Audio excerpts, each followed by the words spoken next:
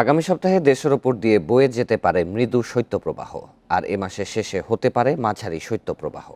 উত্তরাঞ্চল, উত্তর পশ্চিমাঞ্চলে তখন তাপমাত্রা নামতে পারে 8 ডিগ্রি সেলসিয়াসের নিচে। আবহাওয়া অধিদপ্তর বলছে, গত মাসে ভারতের তামিলনাড়ুর ওপর দিয়ে বয়ে যাওয়া ঘূর্ণিঝড় নির্ভারের প্রভাব সাগরে থাকায় শীতের তীব্রতা কম। সকালের শুভ্রতা আর হিমেল হাওয়া জানান দিচ্ছে শীতের আগমনী বার্তা। দৃষ্টিসীমানা কিছুটা কমিয়েছে কুয়াশা। আবহাওয়া অফিস বলছে, রাজধানী সহ দেশের বিভিন্ন অঞ্চলে সূর্যের দেখা মিলতে দেরি হবে। মঙ্গলবার পর্যন্ত সিলেট ও রংপুরের কিছু কিছু জায়গায় হতে পারে গুড়ি গুড়ি বৃষ্টি।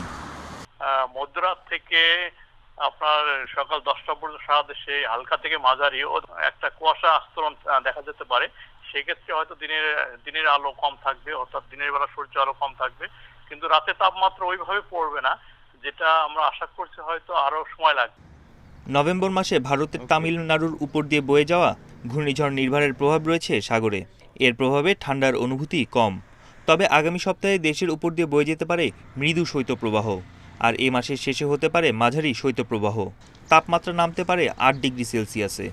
কোনো কোনো জায়গায় মৃদু আকারে আপনার কোল্ড ওয়েভ চলে আসবে, আর যেটা আসবে আপনার ধরেন শেষ উইকের দিকে আপনার হালকা থেকে মাঝারি ধরনের কোল্ড ওয়েভ আসতে পারে।